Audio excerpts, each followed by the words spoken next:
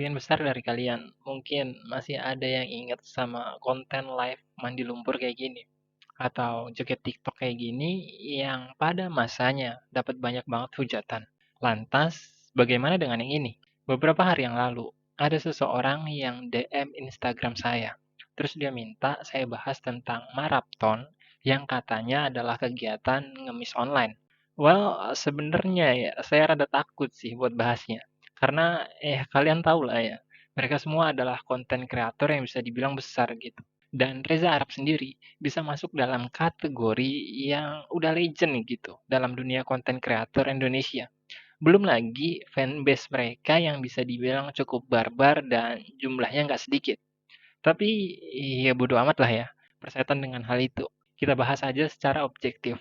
Hasilnya kayak gimana, ya masing-masing dari kalian yang nanti nentuin gitu.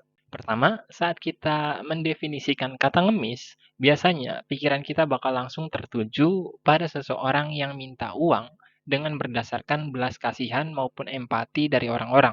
Pengemis sendiri nggak punya apapun yang dapat ditawarkan atau diberikan pada orang-orang yang ngasih uang ke mereka selain kepuasan batin ataupun amal bagi orang-orang yang percaya dengan agama. Jadi, kalau kita nonton maraton, tinggal kita sesuaiin aja sama definisi itu gitu, cocok atau enggak.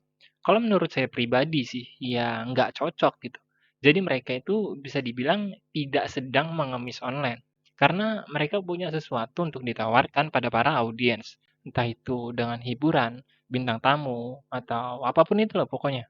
Mereka pun ngelakuin semua itu ya, bisa dibilang ya pakai modal, beli kamera, beli mic, buat setup yang semenarik mungkin, dan lain-lain. Terus kalau ada yang bilang, tapi bang, ngemis juga kan bisa pakai modal gitu, buat ongkos naik kendaraan umum, dan lain-lain. Well, iya saya paham soal itu. Tapi kembali lagi ke definisi kita di awal tadi. Kalau pengemis itu cenderung nggak punya nilai praktis yang bisa ditawarkan untuk orang yang ngasih uang ke mereka. Sementara maraton, ya mungkin ada gitu.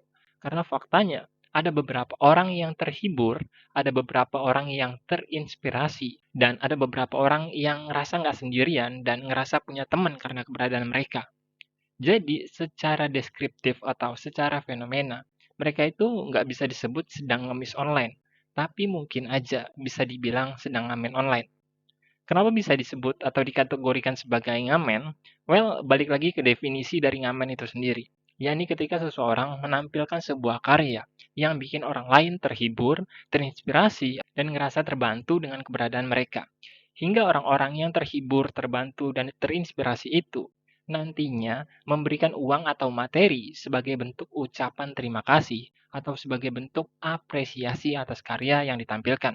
Jadi, kalau Reza Arab itu bilang, "Gua nggak minta orang lain tuh buat ngirim duit ke gua," gitu. "Gua nggak minta pun dia orang ngirim sendiri," gitu. Well, bisa dibilang itu cenderung bullshit. Nih, enggak nih. Gue bisa tes. Whitemore, jangan donate lagi dong. Kenapa? Karena jelas-jelas dia nyediain link atau tempat untuk orang-orang supaya bisa ngirim duit atau support ke mereka. Itu sama aja kayak ada seorang pengamen yang lagi nyanyi sebuah lagu dan bilang kalau dia itu nggak lagi nyari duit gitu, nggak minta duit. Tapi di saat bersamaan, dia nyodorin kardus untuk diisi uang sama orang-orang yang nonton dia. Hasilnya, ya ada ketidakkonsistenan antara apa yang dirinya omongin dengan apa yang dirinya lakuin, yang nantinya justru bisa jadi sasaran empuk bagi para haters atau orang-orang yang mengkritik mereka. Tapi mungkin orang sekelas Reza Arab pasti udah kebal lah ya sama yang namanya haters atau kritikan itu. Jadi ya mungkin nggak terlalu ngaruh buat mereka. Alasan itu juga yang sebenarnya buat saya berani buat ngangkat topik ini gitu. Kenapa? Ya karena saya percaya bahwa masalah ini nggak akan sampai menyinggung mereka. Atau bahkan mungkin ya nggak bakal dinotis sama mereka juga gitu. Jadi nyantai aja.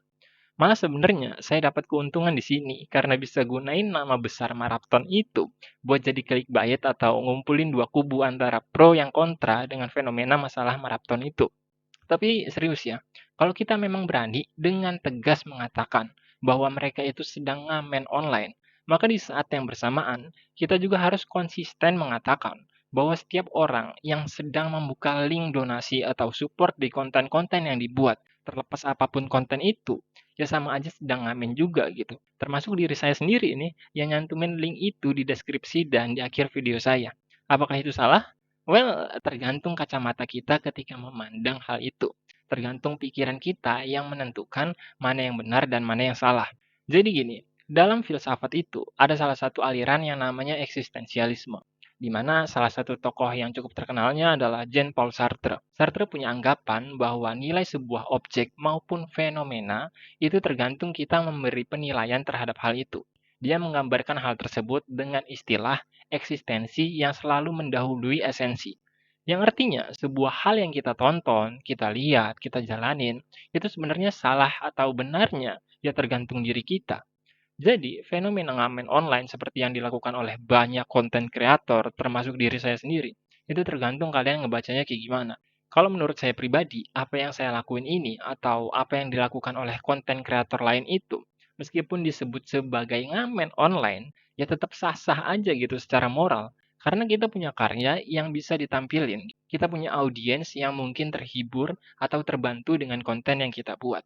Jadi ya apa yang salah gitu? Selama di internet nggak ada Satpol PP, ya udah gas-gas aja gitu. Terus kalau ada yang bilang, tapi bang, konten maraton itu kan sering minum alkohol pas lagi live, sering ngomong kasar, sering ngomong jorok, dan lain-lain. Apa masih bisa dianggap benar?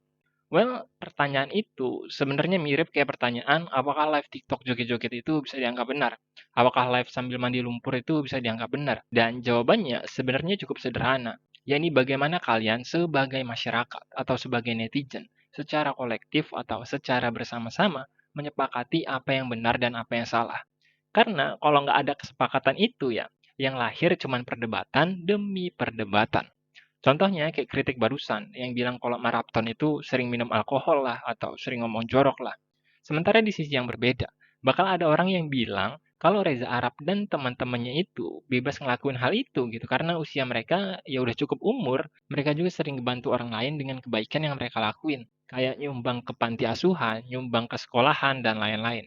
Orang-orang yang mandi lumpur atau joget-joget di TikTok kayak Sadbor pun bakal ada yang ngebela juga gitu dengan bilang kalau itu ya cuman sekedar hiburan atau bilang kalau selama nggak ngerugiin orang lain ya kenapa harus disalahin gitu. Itu udah jadi hak masing-masing orang.